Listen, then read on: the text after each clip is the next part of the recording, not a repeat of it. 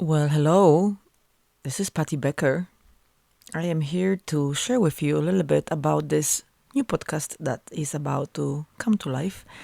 And because it's the first episode, I am nervous and scared and terrified, really. But it is something that's been on my mind and in my heart for the longest time. I really wanted to share my love and passion for both tarot and creativity. And I absolutely love doing readings and learning about the impossible coincidences and these amazing synchronicities that take place when a reading meets the confirmation or the needed information, and when it changes life. And the creativity part of it is that, well, without beauty in the cards, they wouldn't really speak so deeply and so intimately to our spirit, to our psyche. So creativity is not only part of tarot, but is also part of developing your intuitive abilities. When we create, we tap into the subconscious part of ourselves, and that's where a lot of treasure, a lot of junk, a lot of old beliefs and systems that no longer serve us are buried. So that is when creativity in a gentle and impactful way can help us get in touch with the shadow, with the problem, but also gain trust that we innately know what is going on within us. We just sometimes need help. So tarot is really helpful. Creativity is really helpful. Both my favorite modalities to work with.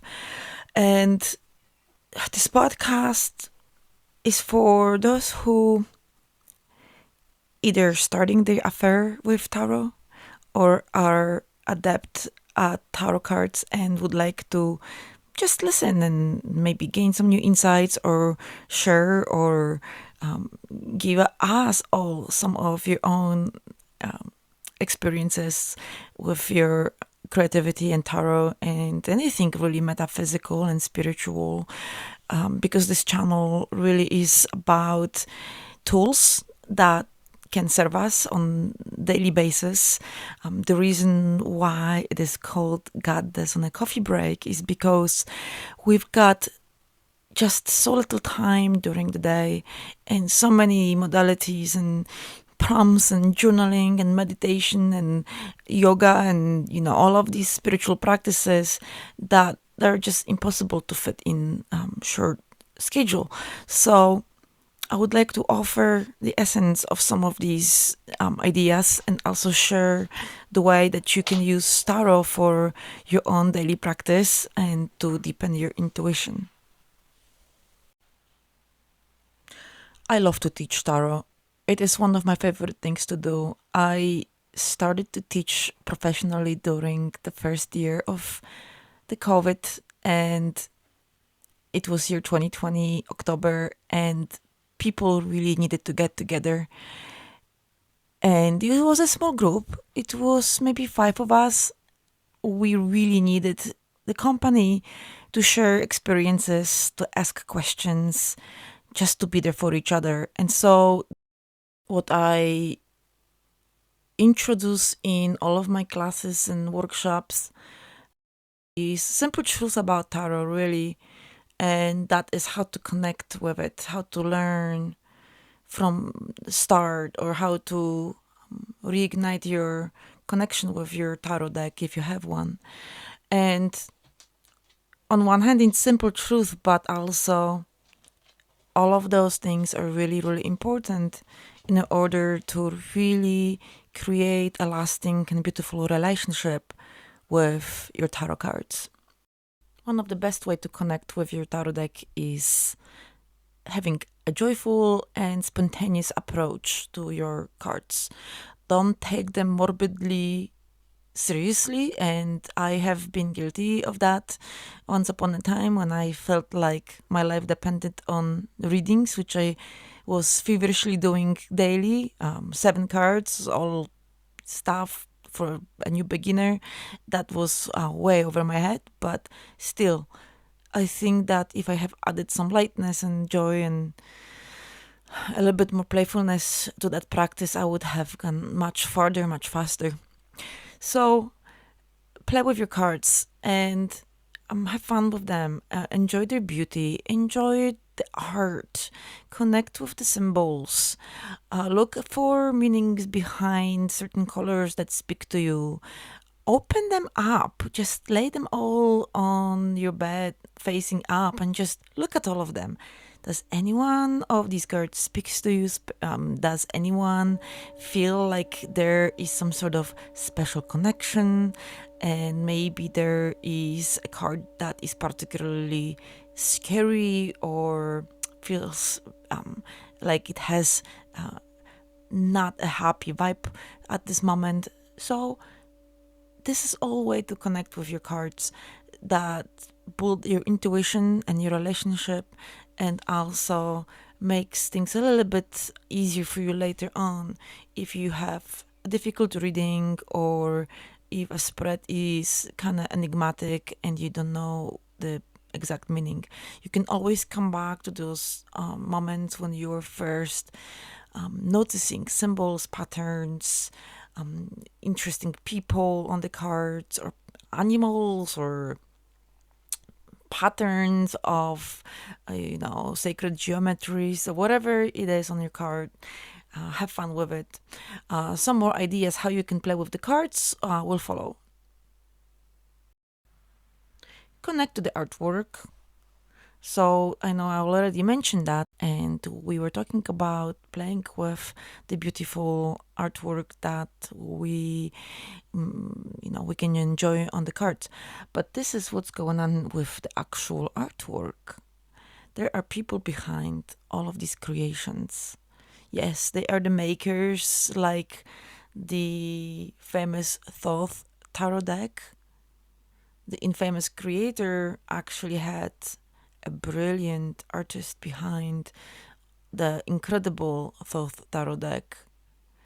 And Lady Frida Harris, she was relentless about some of her approach to the cards, and she imbued them with very symbolic, incredibly advanced for the time art, and that's one of an example of decks that give us amazing opportunity to connect with symbolism and art and mysticism and all sorts of esoteric things. But by all means, look for the artwork that speaks to you. Maybe you would like to use other type of decks that are more oriented toward specific topics. So to learn tarot and build lasting relationship with it, you need to stay in touch. It's like with a friend. A great relationship doesn't need a constant connection. Sometimes we have those friends that we connect every once a while, maybe even once a year, maybe even once 5 years. And then when you do meet, it feels like it was yesterday that you last connected and spoke and exchanged the vibe and happiness and joy of seeing each other, right?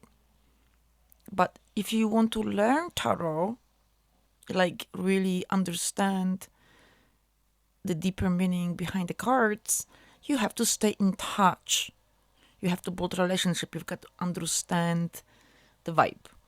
And tarot will speak to you personally because certain cards will show up in your readings and they will pertain to something that resonates within you.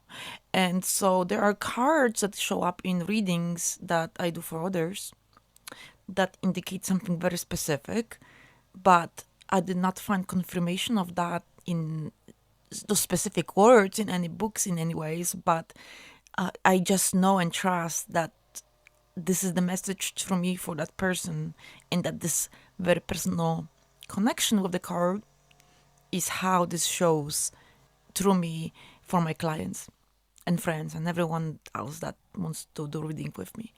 So by staying in touch with your cards, I suggest doing readings as often as possible, comfortable, and as long as you keep it in a playful and respectful manner. So I will have some really good ideas for that for you coming up. And staying in touch with your cards also means taking notes.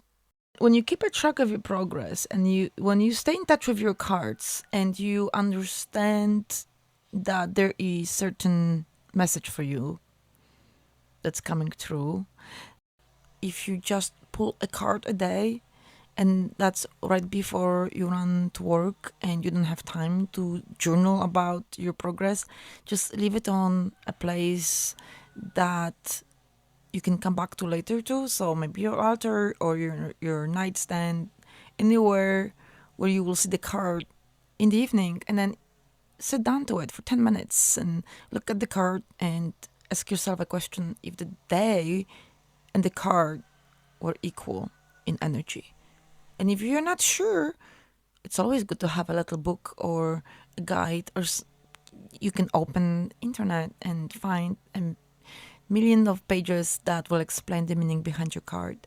So if you keep a track of what's going on, you can also see patterns. So like certain cards are showing up over and over again. Last Monday, 2 weeks ago, a month ago. Sometimes those are very important big cards, maybe major arcana cards. Or sometimes it's some little information that is trying to get through and you weren't paying attention to. So also you will have a better understanding of what is a pattern of the information that is coming your way when you take notes. And of course, with that comes the last step, number 5 or number 1. I'm not sure which one I'm going at this point. And so that is to expand your knowledge. And that comes with step number 4 in a way, because when you do your practice and when you start getting more and more curious about certain meanings and aspects of your readings or your specific cards, you start reaching into other sources. Or like me, you might start hoarding books about tarot. If you have a small house, I don't recommend it, but it is a lot of fun, so I do recommend it. And you can absolutely, reach to a reader or someone in your neighborhood that does readings. I can guarantee you there's someone out there that will be happy to do a reading for you, so you can kind of get a sense for yourself what it feels like. I do love the local little shop readers. I'm part of one of those shops. They're amazing because they are very safe. Number one, if this is your first time, this is a great way to do it. If you live in an area where there is no such thing, there are the ways to connect. Like you can ask me. I'll send you a link to my good friend and she will do a reading for you. Oh my God. Anyways, yeah, it'll be so much fun. I really would love to get you guys connected with some of the people that helped me so much.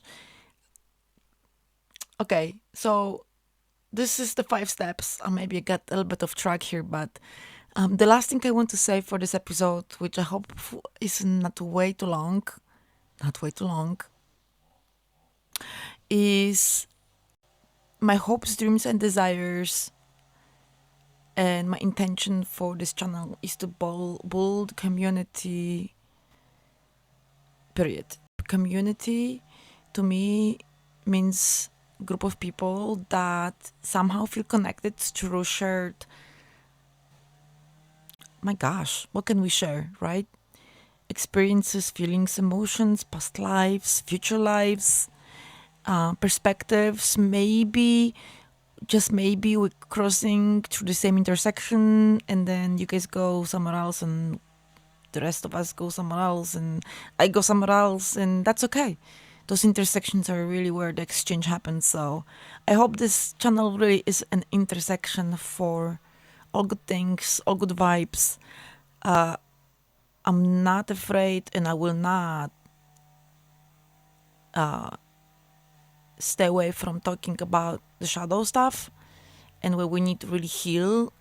And when I talk about well-being, I'm not just about bubble baths, although yes, I am a big fan of those, but what we really need is a deep healing and deep change and letting go of old structures. And so it is my hope that this channel will bring wisdom and healing and joy and happiness and many blessings to you all, and share with me your thoughts and ideas and what you would like to hear and what are your questions and ideas for directions. I love you all very much. Bye.